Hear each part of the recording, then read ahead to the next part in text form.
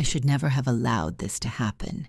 And yet, that evening, Giorgio's forbidden call burned beneath my skin, a sweet poison slipping through my veins, ready to consume me once again. Before continuing, subscribe to the channel. It costs you nothing, while for us, it is fundamental. The sun had now set, leaving behind orange hues that dissolved into darkness. The house was a riot of soft lights and festive decorations. The colored balloons danced lightly in the air, while the sweet scent of the food mixed with the fragrances of the guests' perfumes. Every year, with love and dedication, I organized my husband's birthday party. But that evening, something inside me stirred with an unstoppable force. In front of the mirror, I observed my reflection with a look tinged with anxiety. The red dress fit like a second skin, boldly flattering every curve. The makeup was perfect, designed to be seductive and sophisticated, yet behind that flawless facade, my heart beat with a different, irregular rhythm. I had prepared everything down to the smallest detail, but Giorgio's arrival had changed everything. He, the man with whom I had had a clandestine affair, was there, among the guests, his ardent gaze seeking mine. The mere thought of having him so close again ignited a storm of conflicting emotions in me: anguish, desire, fear, excitement. His presence was an irresistible call, a fire that had never completely gone out. The party came alive around me, with laughter and toasts, but my mind was elsewhere. Every now and then my eyes searched for him in the crowd, and when they found him, my breath hitched in my chest. I knew I shouldn't have.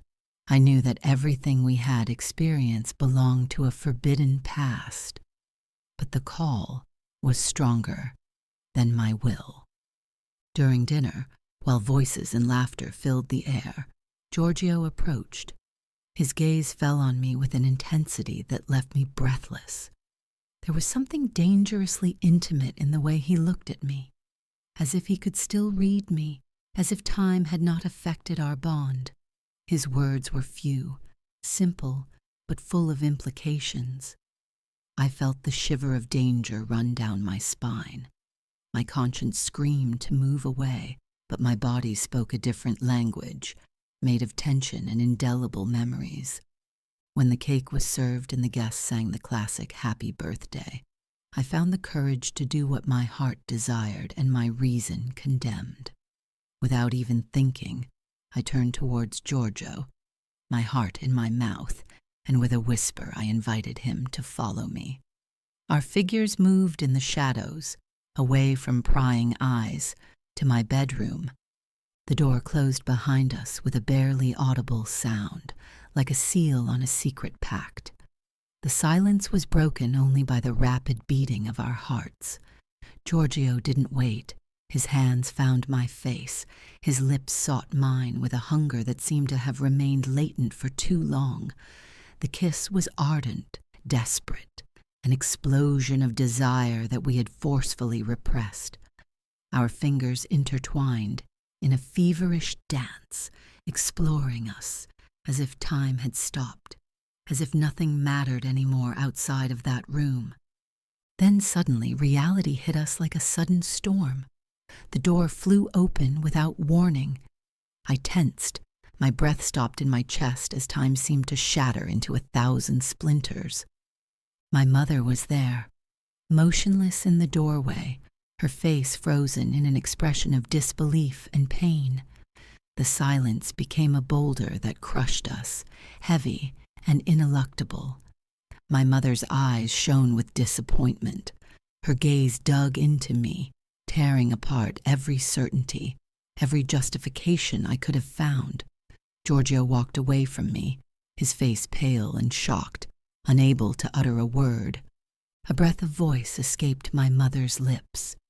The sound was fragile, broken, but sharp as a knife. "My daughter, what have you done?" I had no answers. Remorse washed over me like an impetuous wave. The pain in my mother's eyes was more than I could bear.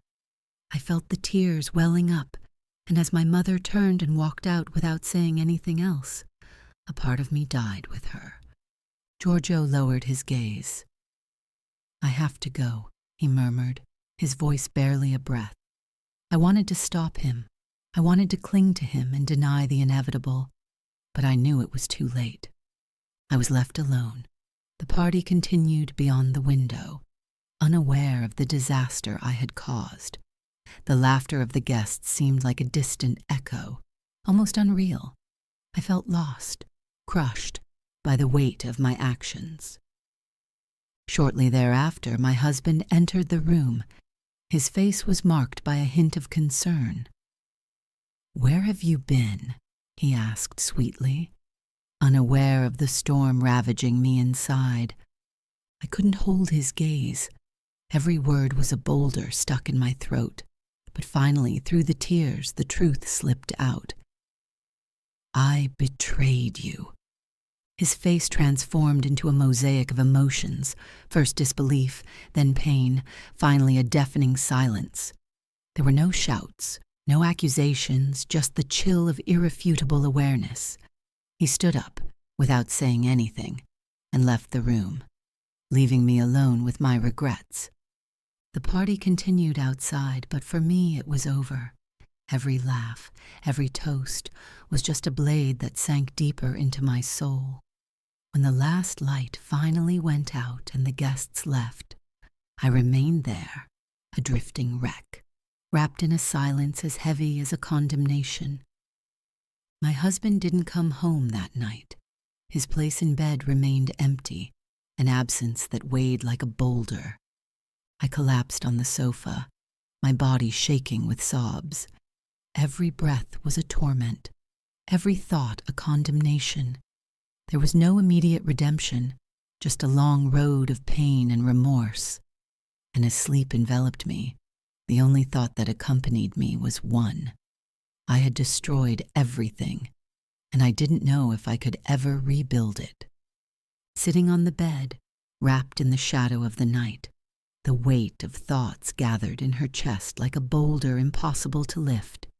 Every breath was a reminder of guilt, a suffocating echo that insinuated itself into every corner of consciousness. But remorse wasn't the only torment. It was the awareness of having broken something precious, of having broken the trust and love that once seemed unshakable. That evening, she hadn't just betrayed her husband, she had betrayed herself. She had trampled on her principles. She had crumbled the certainty of being a faithful woman. She had extinguished the light of a union built with dedication over the years. The ringing of the phone on the bedside table made her jump. A message. His mother. His words were like sharp, cutting, precise blades. He had seen everything. And now the truth could no longer be hidden. Silence would not have protected her. She had to face him, look him in the eye, and confess. But how can you tell about a betrayal to someone who has always believed you to be sincere? How can you admit that you have let the flesh rule over the promises? And now? What will he do? Will he confess, or continue to live in the shadow of his lie? Write in the comments what you think he should do. The sound of the front door opening made the blood freeze in my veins. He was back. Every step echoed through the house. Every movement seared itself into the mind like an imminent warning. When he entered the room, his eyes bore the signs of tiredness. But there was no anger, only an infinite sadness that delved deeper than any scream. He sat next to her in silence. It was time. The words came out in a rush, an uncontainable torrent. She had hurt him, torn their bond apart, and yet she couldn't explain why. Hot tears rolled down her face as she tried to make him understand that despite everything, she still loved him. But could love erase the mistake? His gaze pierced her, as if he were searching within her for an answer that not even she could give. Why? A question that weighed like an unappealable verdict. There was no valid excuse, just a pile of uncontrollable emotions, of confused desires, of a vulnerability that had pushed her over the edge. He didn't scream. He didn't rant. Her breathing was heavy, her hands running through her hair in a gesture of pure bewilderment. The sentence came softly. He didn't know if he could ever forgive her. And those words were like a whip, a sharp blow that took the air from her lungs. He stood up, heading towards the door. Before leaving, he stopped for a moment, without turning around. He needed time. He couldn't promise anything. And then he was gone, leaving her alone, with the deafening sound of the suddenly empty house. The following weeks were a limbo of loneliness and torment. He had moved in with his mother, their bed now cold, their house a lifeless shell. No calls, no messages, only silence, oppressive, unbearable. Every day he hoped, but he knew that the wound he had inflicted was deep, perhaps irreparable. Giorgio never showed up again. Thinking about it gave her a mixture of disgust and nostalgia, but he couldn't afford to indulge in regret. He had already destroyed too much. Then one day, the phone vibrated again. A message. Her husband. A meeting. In their park. His heart accelerated. His breathing became labored. That evening he couldn't sleep a wink, his mind consumed by anxiety. The next day arrived well early. The fresh wind caressed the skin. The sun filtered through the branches of the trees. That had always been their refuge, their corner of peace. The memory of their first meeting there resurfaced vividly, like a painful illusion of what they had been. She saw him approaching, his steps slow, his hands buried in his pockets, his gaze lowered. He sat down next to her, not looking at her. The silence between them was unbearable. When he finally spoke, his voice was firm, but filled with pain that went beyond anger. He had thought long, too long. He didn't know if he would ever get over what had happened. Trust had been destroyed, swept away like sand in a storm. His every word was a blade that sank deeper and deeper, but she couldn't help but listen and accept. There were no excuses. There were no explanations that could change what he had done. She had given in, she had let herself be carried away, and now she was paying the price. He looked down, as shaken and vulnerable as she'd ever seen him. He couldn't understand. If she loved him, why had she betrayed him? There was no answer, just an unbridgeable void, a mistake that had destroyed everything they had been. He sighed, looking at the horizon. Mistakes are made, but some change everything, and this had turned everything upside down.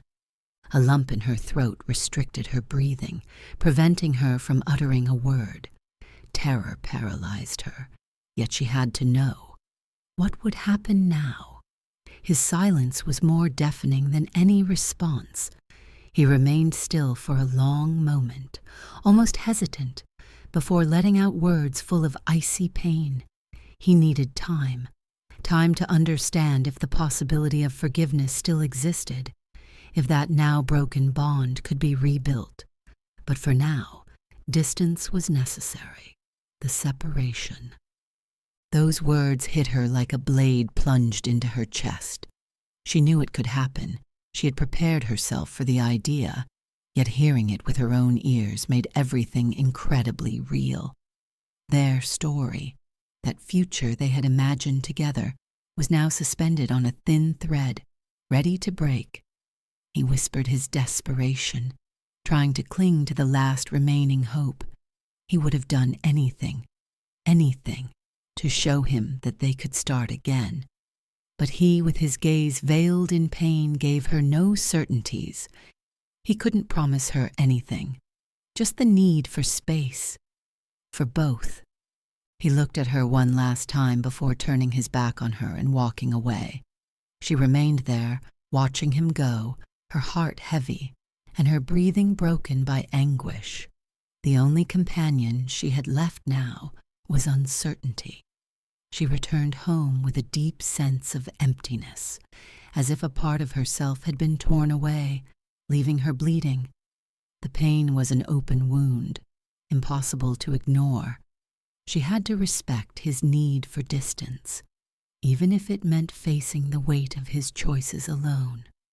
In the days that followed, the loneliness became overwhelming. No phone calls, no messages, just a silence that seemed to scream everything that hadn't been said. He lost himself in thought, tormenting himself with unanswered questions. What was love after all? And forgiveness? He realized that he wasn't the only one who had to decide whether he could forgive her. She too had to face herself, her guilt, her weakness. Perhaps only by fully accepting his mistake could he have found a way out. But did that path lead to him or away from him? The weeks passed slowly and unbearably.